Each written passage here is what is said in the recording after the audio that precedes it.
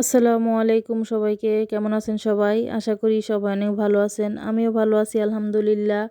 এখানে দেখেন আমাদের বাসার সামনে একেবারে পানি চলে আসছে। যেহেতু এই বাসাটা মানে একটু নিচা, এর জন্য এখানে কিন্তু প্রত্যেক বছরে বর্ষার পানি চলে আসে।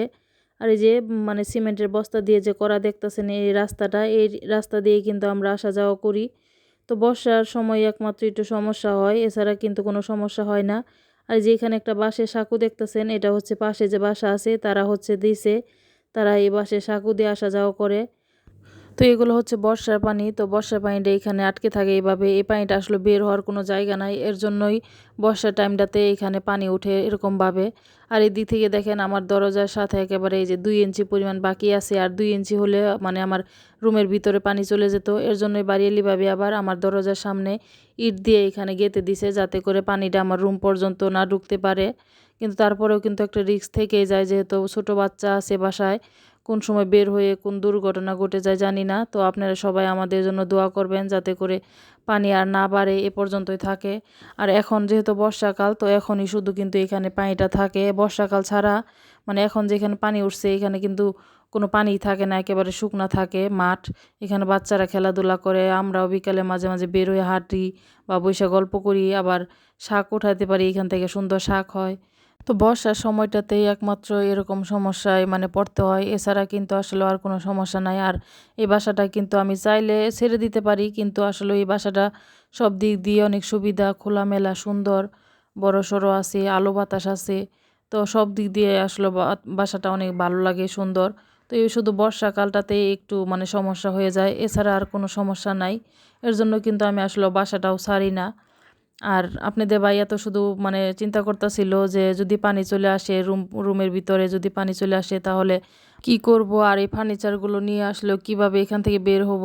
তো আমি বললাম আল্লাহ ভরসা, টেনশন করো না, সব কিছুই ঠিক হয়ে যাবে। গত বছরও কিন্তু পানি উঠছিল এরকমভাবেই, কিন্তু রুম পর্যন্ত আসে নাই, দরজা পর্যন্ত ছিল। তো এবছর আসবে না ইনশাল্লাহ। তো আপনারাও সবাই দোয়া করবেন আমাদের জন্য, যাতে করে পানি আর না বাড়ে, যতটুকু আছে এতটুকুই থাকে।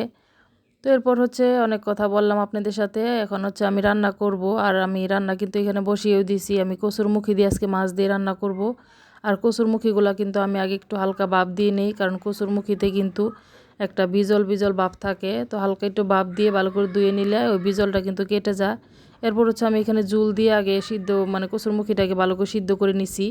তার কারণ হচ্ছে আমি কসুরমুখীটা ভালো করে সিদ্ধ হওয়ার পরে হালকা করে একটু ভেঙে দিলে মানে ঝোলটা একটু ঘন হয়, তখন কিন্তু খেতে ভালো লাগে।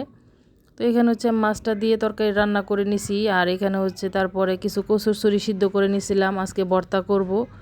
যেহেতু একটা তরকারি রান্না করছি, এর জন্য কিছু কচুর মুখিও নিয়ে নিলাম, যে একটু ভর্তা করি, তাহলে খাইতেও ভালো লাগবে গরম গরম ভাতের সাথে। তো যেখানে কচুর মুখিটা আমি ভর্তা করার জন্য পেঁয়াজ আর মানে মরিচ ডলে নিলাম, আর একটু সরিষা তেল দিয়ে দিলাম। এখন হচ্ছে আমি কচুর মুখিগুলোকে খুব ভালো করে হাত দিয়ে একটু চাপ দিয়ে গলিয়ে নিব।